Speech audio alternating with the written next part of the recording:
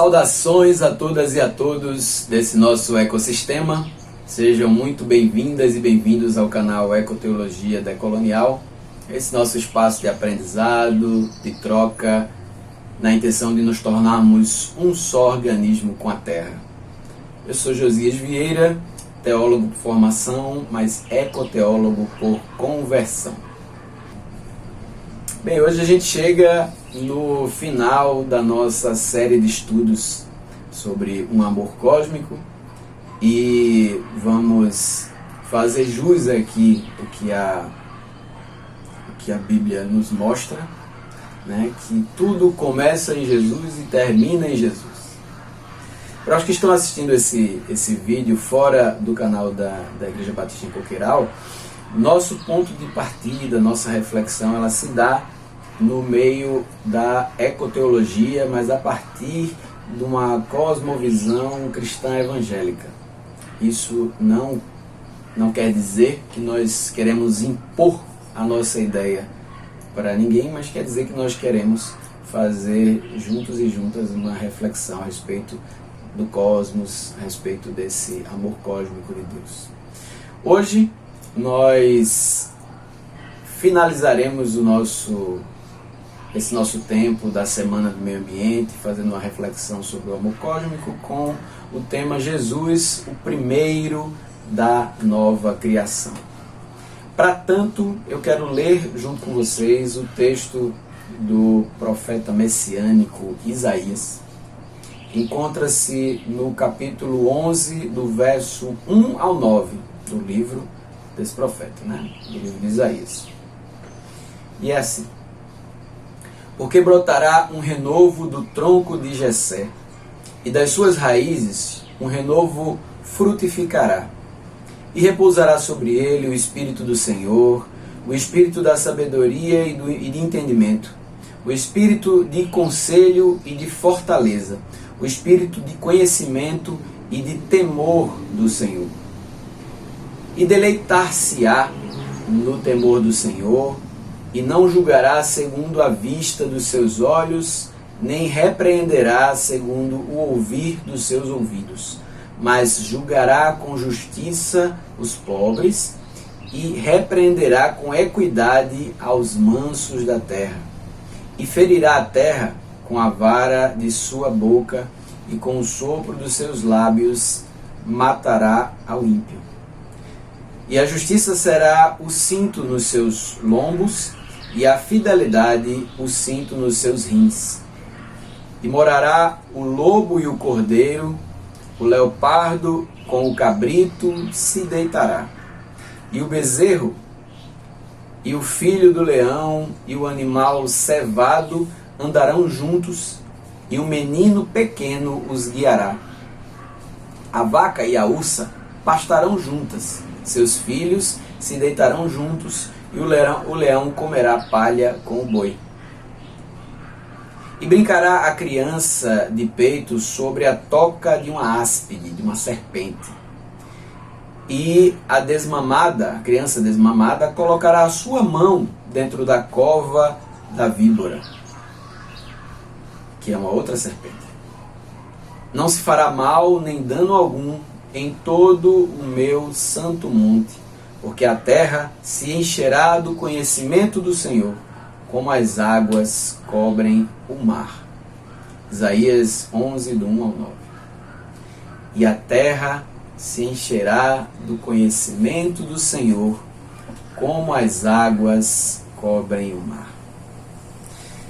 Como eu falei no começo da minha fala agora, Isaías ele é conhecido como o profeta messiânico. Foi ele quem falou antecipadamente a respeito da chegada do Messias, o ungido de Deus, aquele que restabeleceria a sorte de Sião, aquele cujas palavras sairiam direto da boca de Deus, pois seria no temor do Senhor que ele se inspiraria. Eu me lembro que no começo dos nossos estudos eu citei um autor, um teólogo chamado Joachim Bultmann, que ele dizia o seguinte: a graça não é a perfeição da natureza, mas a preparação messiânica para o reino de Deus. Quando lemos 2 Coríntios capítulo 5, verso 17, que estando em Cristo somos nova criação, isso aponta não apenas para um fato dado, mas aponta para uma responsabilidade que temos diante de Deus, que encarnou em Jesus para a preparação do estabelecimento do seu reino. Assim, estando em Cristo, a nova criação estabelece a soberania de Deus sobre a totalidade das coisas. Essa soberania é conduzida a partir da lógica do amor que se estabelece para além da nossa compreensão, ao ponto de outras coisas tidas como imutáveis, irrevogáveis, como a violência, a corrupção, a exploração em todos os seus modos, serem superadas, pois o entendimento da justiça constrangerá cada um e cada uma, de forma que se torna inconcebível nós oprimirmos o outro, seja ele ou ela quem for, seja outro ou outra ser humana, seja outro ser da criação, animal, vegetal, solo, mineral, o que for. O estabelecimento do reino de Deus, a partir de Jesus, o primeiro da nova criação, constrangerá nossos corações. E esse constrangimento só sente quem se torna nova criação com Ele. Há uma necessidade de conversão diária, porque o Evangelho é novidade de vida. E para que a gente possa se perceber nessa novidade de vida, a gente precisa olhar para aquele que é o primeiro nessa nova criação. Eu estou sorrindo aqui porque o passarinho acabou de pousar aqui na janela e ficou olhando enquanto eu falava. Estados que se arrogam representantes do reino de Deus na terra, aqueles que redimiriam o mundo na terra, cairão queimados no estabelecimento do reino de Deus, porque esse é o mundo que Deus destruirá, porque esses estados, ao mesmo tempo que se arrogam representantes do reino de Deus na terra, aqueles que redimirão o mundo, esses mesmos estados apoiam o genocídio da negritude, o genocídio dos povos originários.